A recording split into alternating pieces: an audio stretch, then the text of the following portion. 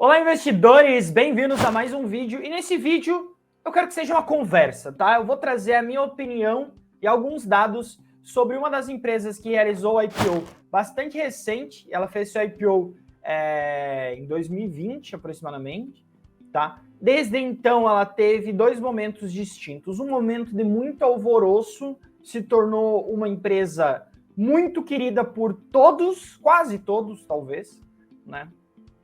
E a partir de então, a sua cotação começou a cair bastante, sofreu bastante. Para quem está aqui no vídeo já deve imaginar qual que é a empresa.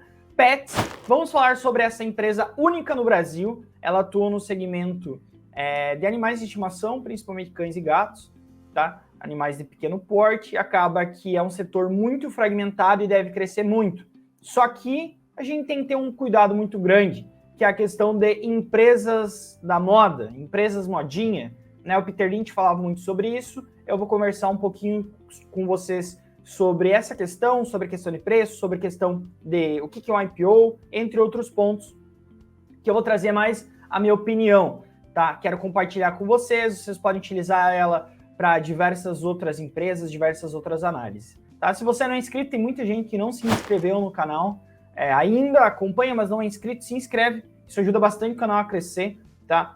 Deixa um like nesse vídeo, não custa nada para você, ajuda muito também ao vídeo chegar a mais pessoas, a gente conseguir levar a educação financeira para mais brasileiros e brasileiras, tá? Coloca nos comentários qual é a sua opinião sobre Petz, se você investe ou não, coloca lá, quero saber, tá? Vamos começar falando sobre Petz e o que aconteceu ao longo da história. Até eu quero trazer a cotação da Petz bem rapidinho, tá? A Petz, ela vem sofrendo bastante, desde o seu IPO lá em setembro de 2020, ela teve um momento de boom até aproximadamente segundo semestre de 2021, que foi o momento do céu de brigadeiro, vai tudo dar muito certo, tudo muito lindo, taxa de juros bastante baixa, etc. E a partir dali a coisa começou a cair, tá? Antes de eu entrar na cotação, eu quero conversar um pouquinho com vocês sobre qual que é o mercado da Petz e por que ela é tão queridinha pelos investidores. Ela tem um ticker fofo, né? Quem não gostaria de ser acionista aí de uma empresa que tem ticker Petz, né? Todo mundo pró-animais e tal. Então, ela tem um ticker bonitinho, tem uma marca bastante benquista por quem compra. Tem algumas reclamações aí, talvez o preço seja muito caro, mas tem uma marca benquista. E aí eu quero contar uma historinha para vocês, tá? Que é a história basicamente que eles contam, não sou eu que estou contando, é todo mundo que analisa o setor conhece essa história, quero passar para vocês, tá? O Brasil é um dos países com maior extensão geográfica do planeta, né? E, incrivelmente, é um dos países que mais temos animais de estimação, né? Estados Unidos também existe uma grande quantidade de animais de estimação. Reino Unido é um outro país que tem uma gama bastante grande de animais de estimação. Quando a gente pega os Estados Unidos e o Brasil, eles são bastante comparáveis em número de habitantes e distribuição geográfica, tamanho, etc. Né? Quando a gente compara o mercado pet dos Estados Unidos com o do Brasil, e o que eu estou falando do mercado pet? Estou falando do mercado que tem a ver com gastos ou produtos relacionados a pet, cães e gatos, basicamente. Tá? Tem alguns outros, mas o grosso é cães e gatos. A gente está falando do mercado pet Estados Unidos, guarda esse número, 300 bilhões de reais no ano de 2020. Mais ou menos esse é o tamanho do mercado dos Estados Unidos. E aí vocês poderiam pensar, pô, os Estados Unidos é parecido com o Brasil, né? Em alguma forma, tamanho de pet, etc., população. Então deve ser alguma coisa semelhante, né? E não é, tá? Infelizmente, para pets, esse mercado não é do tamanho dos Estados Unidos, a gente está falando do mercado que é 1/10 do tamanho do mercado norte-americano. Então o mercado brasileiro, ele tem um tamanho aí de 27,8 bilhões de reais. Esse é o mercado endereçado, tá? Em 2020. São dados mais recentes que eu tenho. E aí vocês podem perguntar, bom, então o mercado americano é 10 vezes maior que o mercado brasileiro. Por quê? Ou existem mais cachorros lá, mais gatos, e que não é tanto assim, né? É um pouco, mas não é tanto assim. Ou o gasto que as pessoas têm com os pets é maior. Né? Um dos dois. E aí, para quem for buscar a segunda opção, eu estou trazendo um gráfico aqui para vocês darem uma olhada. O gasto com pets nos Estados Unidos é quase 10 vezes superior ao gasto com pet no Brasil. Enquanto o gasto com pet no Brasil, a gente está falando de R$150 por ano, nos Estados Unidos, eu estou falando de algo como R$1.100 por pet. Tá? Isso faz com que o Brasil fique bastante atrás nesse quesito. Tá? A gente tem algumas tendências aí que devem ocorrer ao longo dos últimos anos, já vem ocorrendo, eu vou comentar sobre elas, mas tudo isso faz com que o mercado brasileiro seja subdesenvolvido nessa questão de pet, subpenetrado, e que tenha um crescimento muito grande, ou espera-se que tenha um crescimento muito grande. Tá? E aí, para vocês terem uma ideia, o CAGR, que basicamente é o crescimento anual composto do mercado de produtos pet no Brasil, de 2016 a 2020, 2021, a gente estaria falando de 13% ao ano, 13,3% ao ano. O que é isso, João? Basicamente, o mercado ele cresce composto, pensa em juros compostos, 13% ao ano. Enquanto o mercado americano ele cresce 6% ao ano, um crescimento muito superior. E daqui para frente, estimava-se que o crescimento de pets no Brasil seria de 16% ao ano, enquanto o mercado de pets americanos teria um decréscimo dessa taxa, né? Então, cairia aí de 6,4% para 4,3%, como vocês podem ver, né? Esse gráfico aí é bem fácil de vocês entenderem, que daria um crescimento de 4 vezes em 10 anos, de 2016 a 2026, o mercado esperava-se que ele fosse crescer 10 vezes. Eu acho que não vai acontecer, o céu não é de brigadeiro, né? Nenhuma árvore vai até o céu, tá? Principalmente no Brasil, que é o mercado que passou de 2016 a 2021 por um momento de baixa de juros, isso faz aumentar o consumo, e aí aumentar o consumo é gastar com pet também, né? Gastar mais com o seu cachorro, etc. Quando a gente tem agora o mercado virando, e isso fazendo com que a taxa de juros aumente, a gente deve ter uma diminuição do consumo de produtos pet, etc. Tá? Então esse é um primeiro ponto. Tomem cuidado com isso, mas é mais ou menos essa tendência.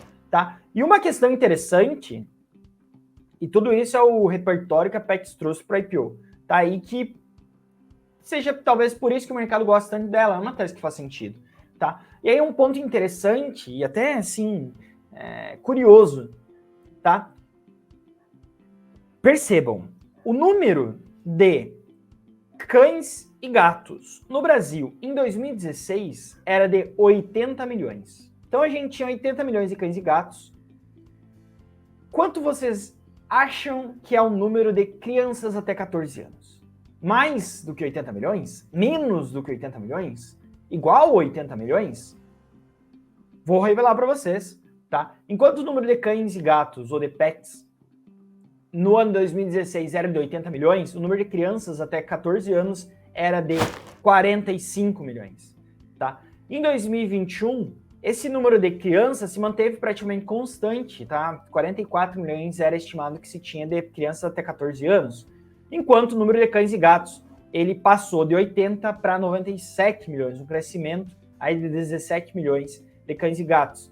Por quê, João? Basicamente, os casais eles estão postergando mais ter filhos, né? Existe uma redução de número de crianças por família. Isso faz com que as pessoas substituam os filhos por plantas e grande parte das vezes por animais, né? Não à toa que a gente está tendo essa humanização dos pets. Os pets estão sendo vistos como membros da família. A gente já viu, quem já não conhece um mãe de pet, um pai de pet, é mais ou menos isso que está acontecendo, tá?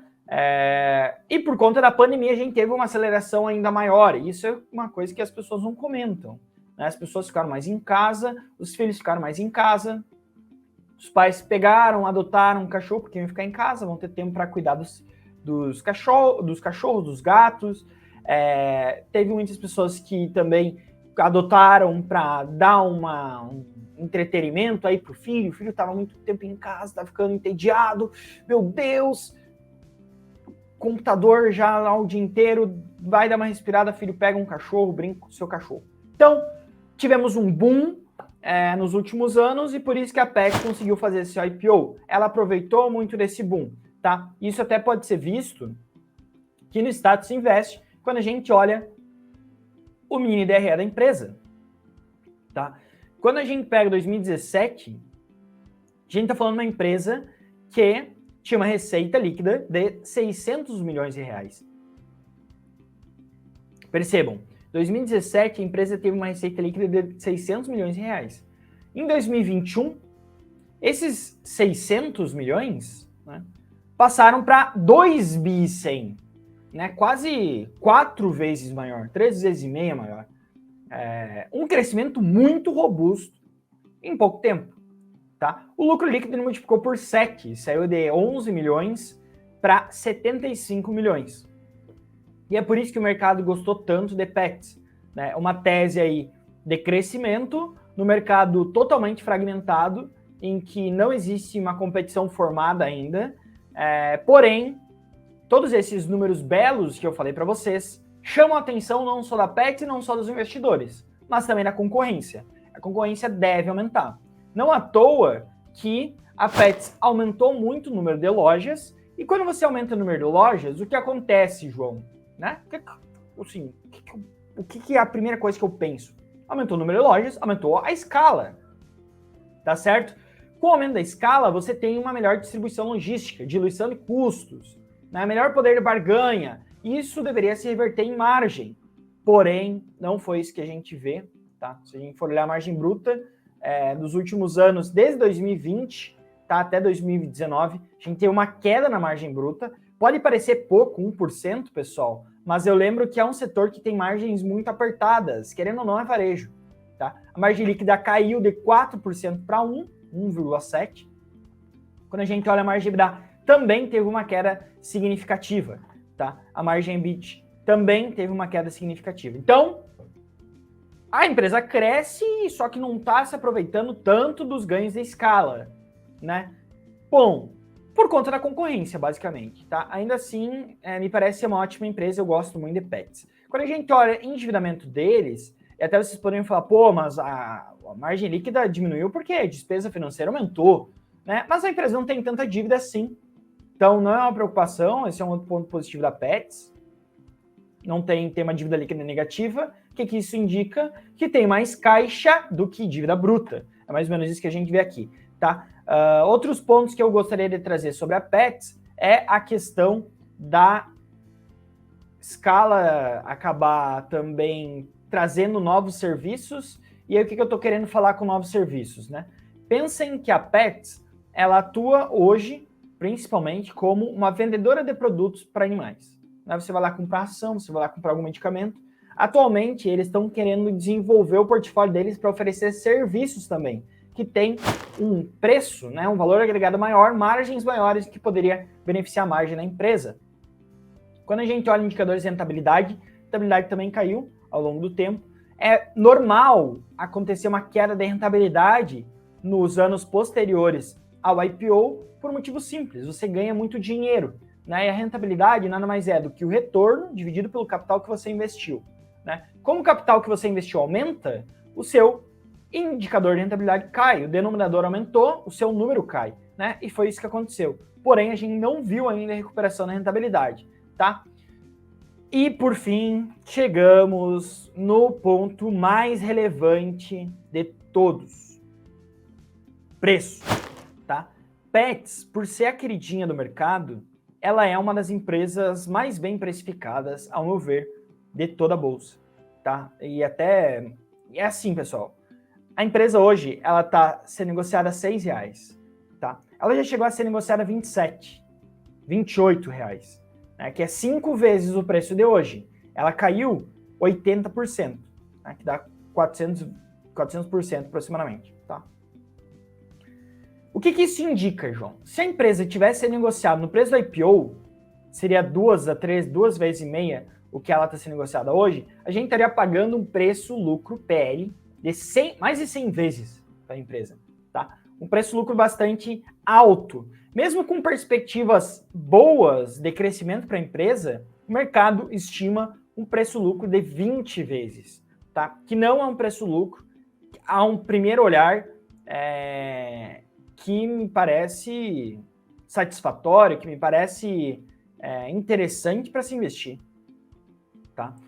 Quando a gente olha a questão de fluxo de caixa, que é um outro ponto bastante relevante, até que eu trouxe, tá, para vocês. O mercado ele é bastante otimista com Pets, como vocês podem ver, o lucro líquido aí, o mercado estima, essa estimativa, isso é o que já está no preço, tá? Que o lucro líquido vai dobrar para 2023, tá? Saindo aí de 2022 teve um lucro de 50 para 113, ano que vem 185, por fim, 2025 200 milhões, tá? Multiplicar 4 vezes o lucro em 4 anos, me parece bastante audacioso, tá? Mas o grande ponto é fluxo de caixa, tá? Quando a gente olha o fluxo de caixa da empresa, a gente está falando de uma empresa que, quando a gente olha o fluxo de caixa das suas operações, o fluxo de caixa operacional, 200 milhões, gerou 200 milhões, tá? Enquanto negocia hoje a um preço, um valor de mercado de 2,8 bi, né? Eu estou falando aí de 14 vezes fluxo de caixa operacional. É óbvio, a empresa está crescendo. Quando a gente olha o fluxo de caixa de investimentos, está cada vez mais negativo, né? Até vocês podem ver aqui. Por que disso, João? Eles estão abrindo lojas e isso daqui polui o resultado. Tanto é que o fluxo de caixa livre deles está bastante negativo, né? Espera-se que isso vá se reverter no futuro e aí gerar algo como 200 milhões. Ainda assim, para mim, uma empresa ser negociada 15 vezes fluxo de caixa operacional é um múltiplo caro nos níveis atuais, tendo em vista que existem várias oportunidades. É mais ou menos essa a minha visão, tá? Quero saber qual que é a opinião de vocês. Atualmente, a Pets ela está com grande parte dos analistas de sell side dando buy, enquanto 2 estão com aguardar. A última revisão foi ontem, dia 26, tá? Inclusive foi do JP Morgan, que deu um target aí de 7,50, principalmente por aumento de concorrência, diminuição de lucro, diminuição de margens. A empresa deve sofrer um pouquinho mais ao longo desse ano, tá? As últimas revisões, as 5 foram negativas. Então, tomem um certo cuidado sobre Pets. Eu quero saber de vocês, o que você acha sobre Pets? Você é investidor, não é? Compra na Pets, não compra? Essa é mais ou menos a minha visão. Nos comentários o feedback, sua crítica, o que você acha realmente sobre a empresa. Não deixe de me seguir lá no meu Instagram, @joão.daronco, que também trago bastante conteúdo para você. Se você não é inscrito, se inscreve, deixa um like e compartilha esse vídeo com seus amigos, tá bem? Forte abraço, ótimos investimentos e vejo vocês no próximo vídeo.